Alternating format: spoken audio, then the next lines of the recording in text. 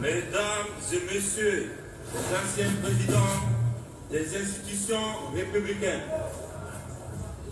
Mesdames et Messieurs les anciens ministres, Messieurs les officiers généraux, officiers, sous-officiers, militaires du rang, Mesdames et Messieurs en vos rangs, titres et qualités respectives, tout protocole observé, distingués invités.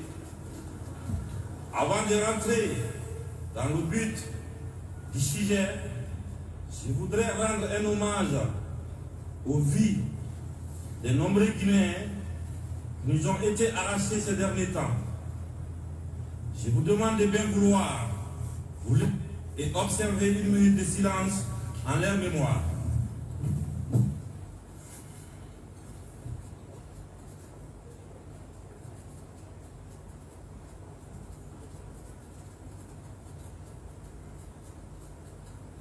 Je vous remercie.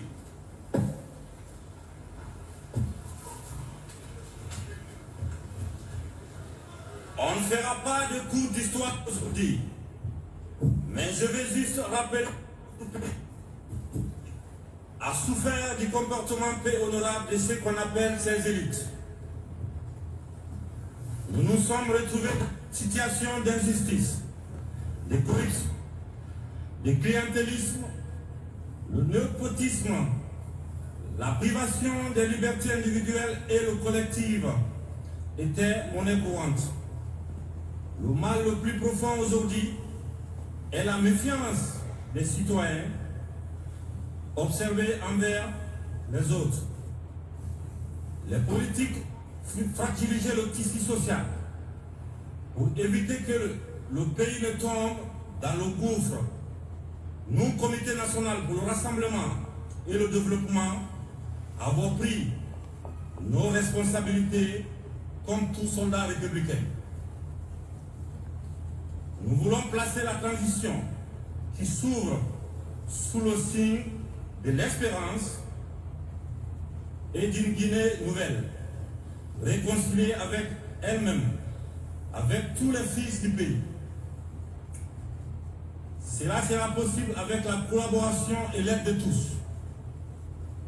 À la fin de cette phase transitoire, nous poserons ensemble, bien sûr, les bases d'une nouvelle ère en matière de gouvernance, bien sûr, de sécurité et de développement économique. Nous voulons rassurer tout le monde, ici présent, qu'il n'y aura aucun esprit de haine, ni de vengeance. Il faut dire qu'il n'y aura pas de chasse aux sorcières, mais la justice sera la boussole qui orientera chaque citoyen guinéen. Comme il a été dit dans le deuxième communiqué, les secrétaires généraux de nos différents départements assureront la continuité du service jusqu'à la mise en place du prochain gouvernement. Je vais tout de même vous informer qu'un déplacement hors de nos frontières ne sera pas autorisé pendant la transition. Tous vos documents de voyage et vos véhicules de fonction doivent être remis au secrétariat de vos anciens départements. Une concertation globale sera ouverte pour décrire les grandes lignes de la transition. Ensuite, le gouvernement d'union nationale sera mis en place pour conduire la transition. Le Comité national pour le rassemblement et le développement s'est sur chacun. Le comité entend rassurer les partenaires économiques et financiers de la poursuite normale des activités dans nos pays. Il est demandé aux compagnies minières de poursuivre leurs activités. À cet effet, les frontières maritimes restent ouvertes pour les activités d'exportation des produits miniers. Le couvre-feu dans les zones minières est levé pour assurer la continuité de la production.